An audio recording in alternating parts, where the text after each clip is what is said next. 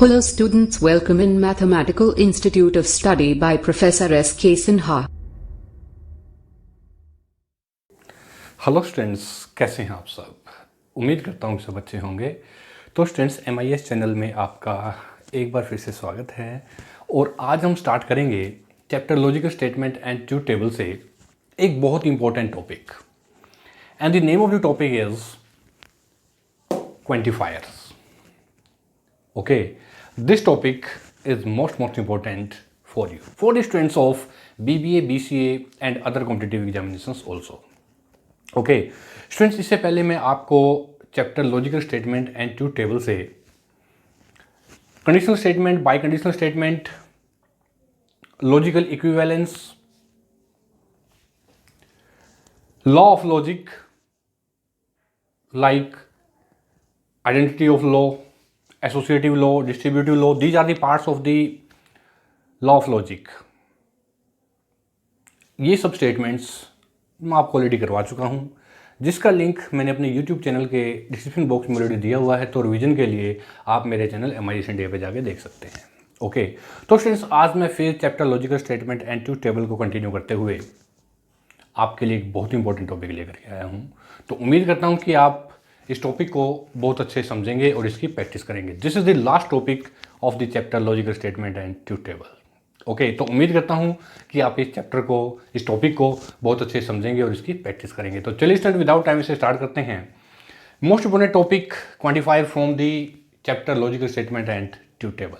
But before starting this topic, first of all subscribe my channel and press the bell icon, ताकि आपको मेरे हर एक lecture के update video time to time मिलती रहे। मैं professor S.K. Sinha MIS channel में आपका स्वागत करता हूँ। तो आइए इसमें स्टार्ट करते हैं topic quantifiers from the chapter logical statement and truth table. Okay, so right now please, what is quantifier?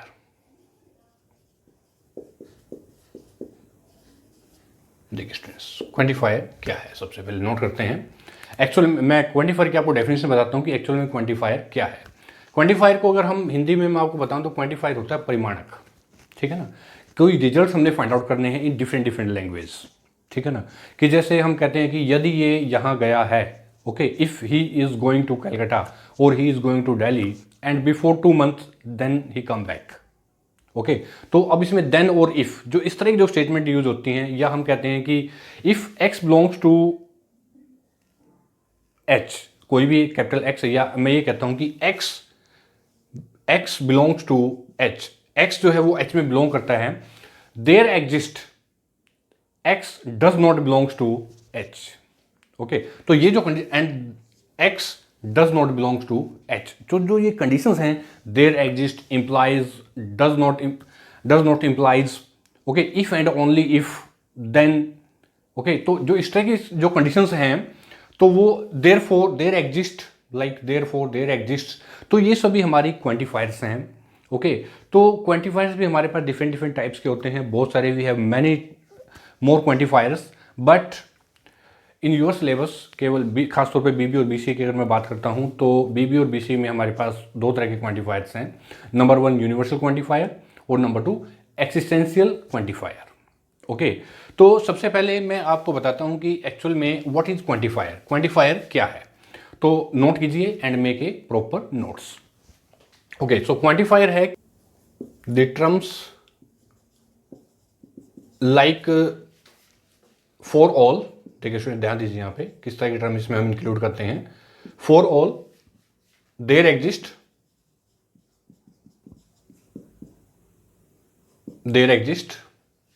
Okay, for some,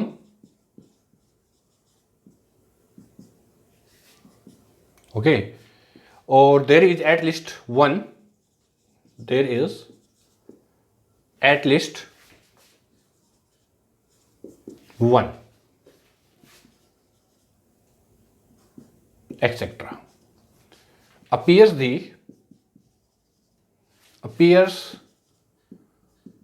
quite often in mathematical statement.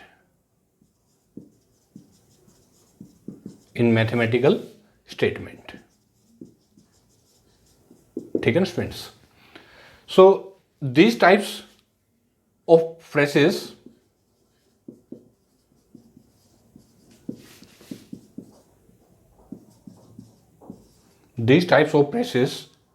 are known as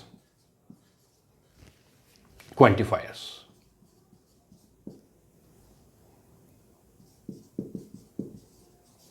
is known as quantifier. इस तरह के जो हमारे पास examples हैं उनको हम क्या कहते हैं, क्वांटिफायर्स। ओके, एंड क्वांटिफायर्स में एक चीज़ और है यहाँ पे कि जो क्वांटिफायर्स है वो हमारे हमेशा वो डिफरेंट वेरिएबल पे वेरी करेगा स्टूडेंट्स, कि जो स्टेटमेंट हम कह रहे हैं वहाँ पे वो किस तरह की स्टेटमेंट क्रिएट करता है। या हम कहें कि suppose n is a natural number, n अब मेरे पास एक नंबर है n is the set of the natural number. ध्यान दीजिए यहाँ पे कि n is the set of natural number. अब मैंने कहा कि 1 2 3 4 1 2 and 3 4 these numbers is belongs to n, यानी कि अब मेरे पास a कोई भी एक सेट है, सबसेट है, मान लीजिए ये है 1 2 3 4 इस नंबर का, ठीक है ना। तो मैं कहूँगा a belongs to n, there exist, this is the symbol of there exist all numbers is belongs to n, ठीक है ना स्टूडेंट्स। इस तरह की जो कंडीशंस हम यूज करेंगे क्वांटिफायर्स में, तो जो क्वांटिफायर्स है हमारे पास दो तरह का है। There are two types of the quantifiers, write down please. There are two types of quantifiers, ठीक है ना। नंबर वन है स्टूडेंट्स एक्सिस्टेंशियल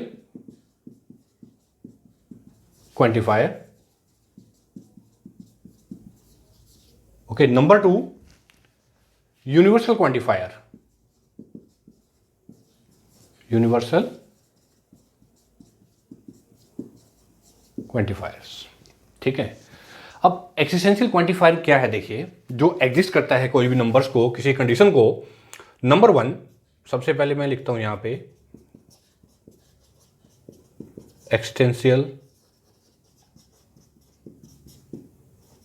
क्वांटिफायर्स क्या है स्टूडेंट्स, देखिए एक्सटेंशियल क्वांटिफायर है कि इफ एफ एक्स ले लिया, पी एक्स ले लीजिए, if P X is a proposition, कोई स्टेटमेंट है, if P X is a proposition और the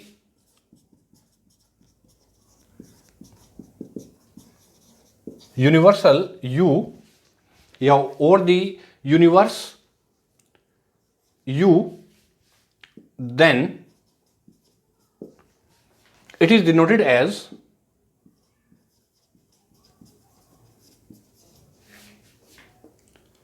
there exist x into px and, ठीक है स्टूडेंट्स, कि अगर p कोई स्टेटमेंट है, if px is a proposition or the universe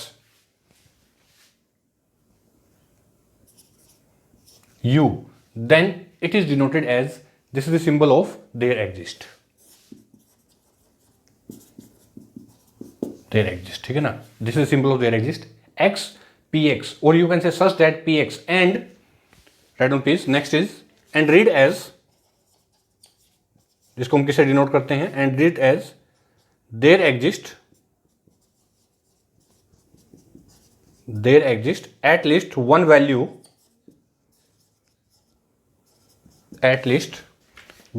in universe,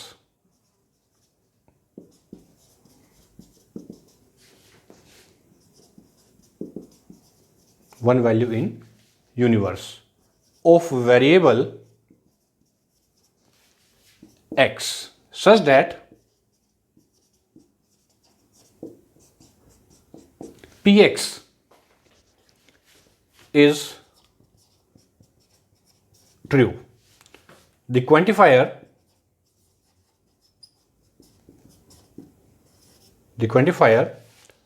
there exist is called, the quantifier there exists is called the existence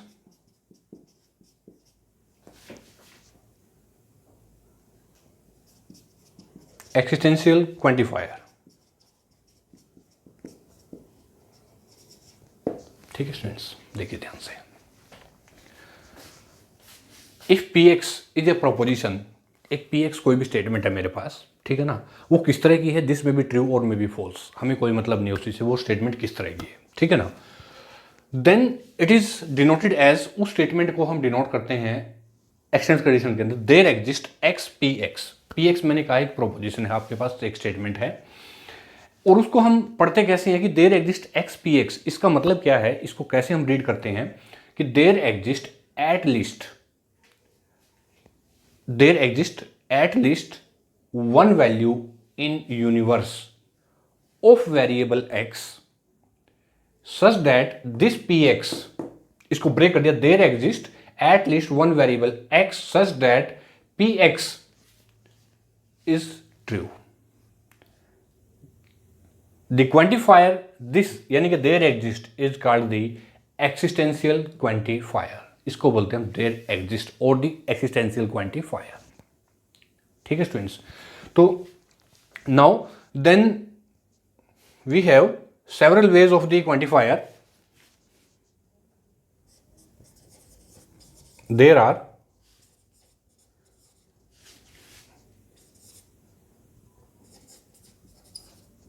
several ways of, there are several ways, ऐसे लिखे इसको, there are several ways to write a proposition. There are several ways to write the proposition with an existential quantifier.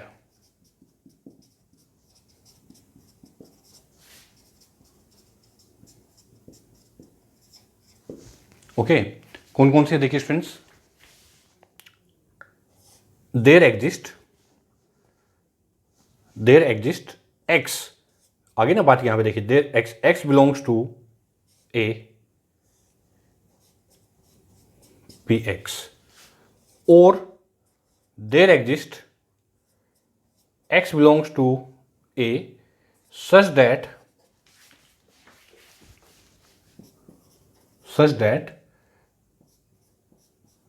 P X, ठीक है ना। और इसके अलावा और साथ में लिखिए there exist X P X, और P X is true for, P X is true for some X belongs to A. ये स्टूडेंट्स एक्सटेंशियल क्वांटिफायर, ठीक है, यानी कि डिफरेंट टाइप्स हमारे पास, जिससे हम जो एक्सटेंशियल क्वांटिफायर है उसको हम डिनोट करते हैं, परिमाणों को हम डिनोट करते हैं इसमें, यानी there exist X belongs to A P X is true, और there exist X such that, या there exist X this is belongs to A such that P X, और there exist such that P X, और P X is true for some X belongs to A. ठीक है student, इस तरह की जो conditions हैं, इस तरह के जो वेरिएबल्स हैं, वो हम एक्सटेंशियल क्वांटिफायर के अंदर यूज करते हैं। ठीक है स्टूडेंट्स, इस तरह के जो हम वेरिएबल्स हैं वो हम एक्सटेंशियल क्वांटिफायर के अंदर यूज करते हैं। ठीक है, अच्छा इसके बाद है, मैं फिर इससे एग्जांपल लूंगा, एक्सटेंशियल और यूनिवर्सल दोनों से हम क्वेश्चन करेंगे एक, ताकि आपको अच्छे से क्लियर हो जाए कि एक्चुअली में क्वांटिफायर क्या है, एक्सटेंशियल जो क्वांटिफायर है वो क्या है, और यूनिवर्सल क्वांटिफायर क्या है। ठीक है ना, ये तो हमारा एक्सटेंशियल क्वांटिफायर, जिसके अंदर ये फार्मूले है, नोट कीजिए आप ये चीज़ें, इनका क्या यूज़ है वो मैं आपको बताऊंगा। ठीक है, नंबर 2 है universal quantifier, number two universal quantifier.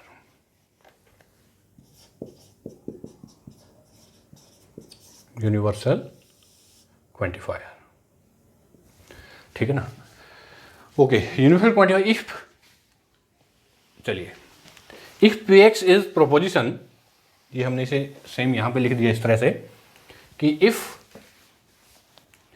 P X is a proposition over the universe U, then it is denoted as for every x,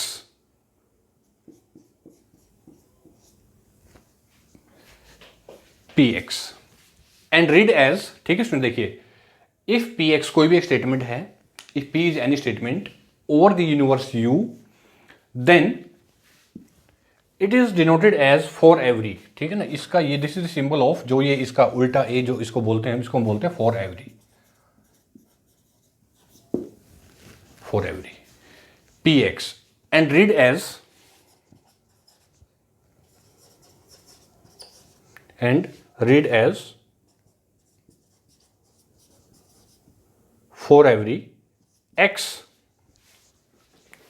belongs to u universe px, okay, is true, is true, ऐसे ऐसे लिखा अब इसको, okay, कि x belongs to u, universe में कुछ भी चीज है, जो भी है x हमारा उससे बिलोंग कर रहा है, एंड px is true, क्योंकि px is the part of this u, okay, px एक स्टेटमेंट है जो कि इस यूनिवर्स में अवेलेबल है, जो कि ट्रू है, सो px is true, so in this universe, okay. So the quantifier for every, अब जो ये है क्वांटिफायर इसमें, okay, the quantifier for every is called the universe, is called the universal quantifier, is called the universal quantifier, okay. So there are several ways,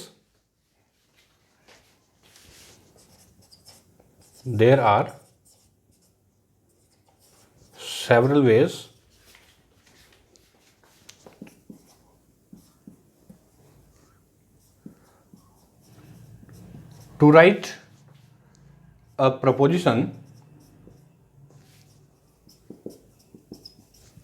to write the proposition with a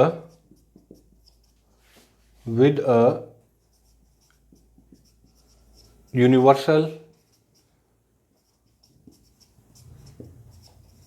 quantifier, ठीक है ना। कैसे instant देखिए, for every x belongs to a such that px, or px for every x belongs to a, ठीक है students. Number 2 इसी में, और for every x such that px, or px is true for all, px is true for all x belongs to a, note करें students, okay. तो ये है हमारा यूनिवर्सल क्वांटिफायर। अब मैं यहां से यूनिवर्सल क्वांटिफायर से और एक्सटेंशियल क्वांटिफायर से एक एग्जांपल करते हैं, जिससे आपको बहुत अच्छे से क्लियर हो जाएगा कि एक्चुअल में हम कैसे फाइंड आउट करते हैं और हमने किस तरह से सेंटेंस क्रिएट करने हैं यहाँ पे इसमें, okay.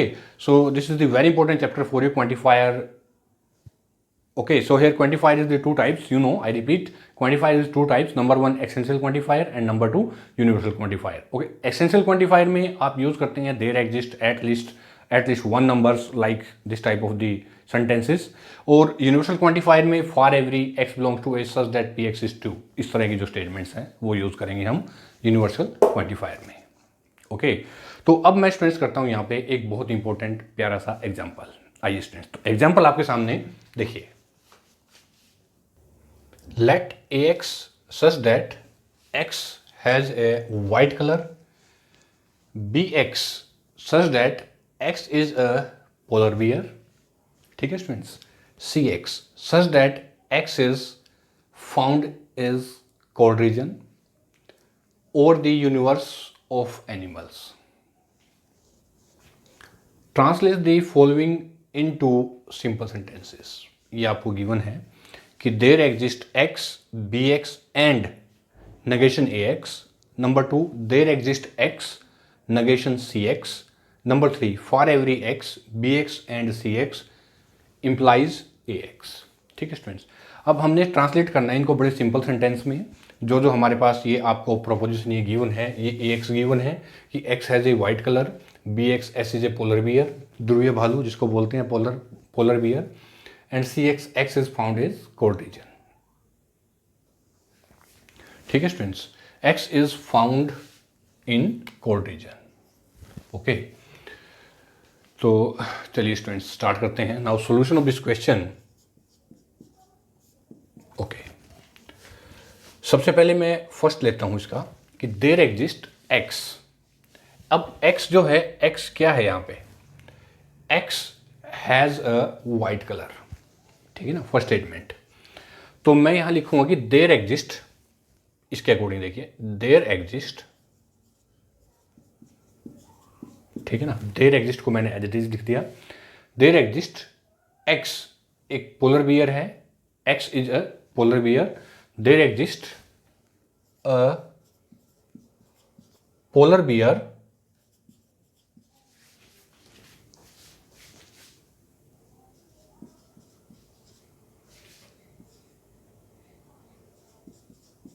whose color is not white। ठीक है स्टूडेंट्स, बड़ी सिंपल सी लाइन हो गई। ये जो सेंटेंस है देखिए कितने मजेदार है क्वांटिफायर, कि there exist a polar bear, जो कि एक्स है हमारा, a polar bear whose colour is not white. अब यहां पे जो बी एक्स है वो हमारा क्या है, polar be x, x is a polar bear, so polar bear जिसका कलर कैसा है, वाइट है, ठीक है ना। So there exist a polar bear whose colour is, और ए एक्स जो है वो क्या है, हैज ए वाइट कलर, ठीक है। अब जो ए एक्स है उसका कलर क्या है, वाइट है, लेकिन नगेशन लगने के बाद ये कहता है, इस स्टेटमेंट का मतलब ये हुआ कि there exist a polar bear जिसका कलर कैसा है, वाइट नहीं है। और ए एक्स ये कहता है स्टेटमेंट कि x has a white colour. X जो है, ए एक्स एक ऐसी स्टेटमेंट है जो ये कहती है कि एक ऐसा भालू है, एक ऐसा ध्रुवीय भालू है जिसका कलर वाइट है। लेकिन जैसे ही मैंने उस पर नेगेशन यूज कर दिया, जैसे उस पर नेगेशन यूज किया, तो हमने कहा कि एक ऐसा ध्रुवीय भालू है जिसका कलर वाइट नहीं है, यही मतलब हुआ ना, polar bear. So there exist a polar bear whose colour is not white. ठीक है स्टूडेंट्स, कितना मजेदार क्वेश्चन है, क्योंकि मैथमेटिक्स की भी अपने आप में एक लैंग्वेज है। ठीक है, नंबर 2 है कि there exist, next number 2, there exist, चलिए, there exist X is negation C X, और सी एक्स क्या है आपका कि X is found in cold region. अब एक्स हमारा ध्रुवीय भालू है जो कि ठंडे एरिया में पाया जाता है, इन द कोल्ड रीजन, ठीक है। अब ये कहता है नहीं पाया जाता, लेकिन ये कहता है कि पाया जाता है, तो इसका मतलब क्या हुआ, देयर एग्जिस्ट एक ऐसा जानवर, an animal, okay, c x is found the cold region over the universe of animals, found the cold region over the universe of animals, ठीक है ना। So there exist an animal that is not found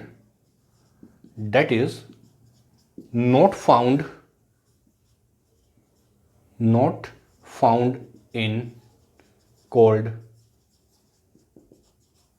regions।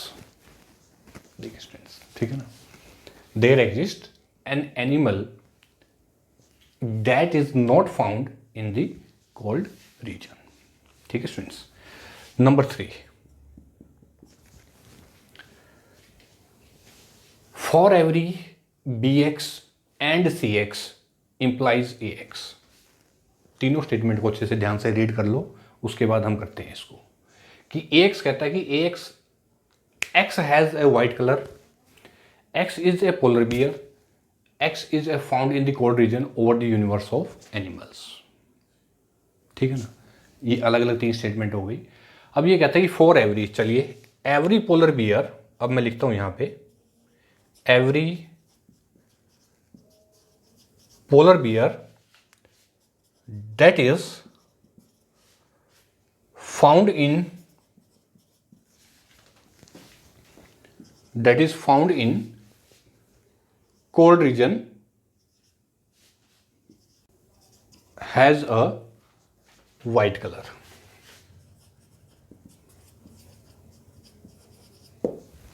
देखिए students, तीनों statement आपके सामने है बिल्कुल कि एवरी पोलर बियर, हर एक ध्रुवीय भालू ऐसा है जो कि ठंडे वातावरण में पाया जाता है और जिसका कलर कैसा होता है, वाइट होता है। कि every polar bear, BX statement है कि इज एक पोलर बियर है जो कि that is found in the cold region, okay, has a white colour, और जिसका कलर कैसा है इंप्लाइज करता है AX को एज द वाइट कलर। ठीक है स्टूडेंट्स, तो ये था बहुत ही प्यारा सा क्वेश्चन फ्रॉम द क्वांटिफायर। ठीक है स्टूडेंट्स, तो अब देखिए इसमें आपके पास एक्सटेंसिव क्वांटिफायर भी आ गया है। ये भी एग्जांपल हमारा एक्सटेंसिव क्वांटिफायर का है, ये भी हमारा क्वांटिफायर का है, साथ में एंड और नेगेशन भी यूज हो रहा है यहाँ पे। और ये क्वेश्चन हमारा है यूनिवर्स क्वांटिफायर से, for every x and implies AX। ठीक है, तो उम्मीद करूंगा स्टूडेंट्स कि आपको मेरा आज का lecture from the chapter logical statement and truth table से बहुत अच्छे समझ में आ गया है from the topic quantifier. Okay, तो ये था quantifier, extensive quantifier, universe quantifier, और एक बहुत ही प्यारा सा example from this topic. Okay, तो उम्मीद करूंगा कि आपको मेरा आज का लेक्चर बहुत अच्छे समझ में आ गया है। इसके बाद भी स्टूडेंट्स अगर आपको प्रॉब्लम है तो आप मेरे यूट्यूब चैनल पे जाइए, कमेंट बॉक्स में लिखिए जो भी आपको प्रॉब्लम है, और मैं आपकी प्रॉब्लम जरूर से जरूर सॉल्व करूंगा डेफिनेटली। ओके, तो बताइए स्टूडेंट्स आपको मेरा आज का लेक्चर कैसा लगा। तो प्लीज़ लाइक बटन तो प्रेस कर ही दीजिए, साथ में कमेंट कीजिए, शेयर कीजिए, ताकि और लोगों को भी इसका फ़ायदा हो जाए। ठीक है ना, तो इसके बाद मैं आपके लिए क्वांटिफायर से, chapter logical statement and truth table से कुछ और मोस्ट इंपॉर्टेंट क्वेश्चंस लेकर के आऊँगा। तब तक के लिए students bye bye, thank you very much and all the best.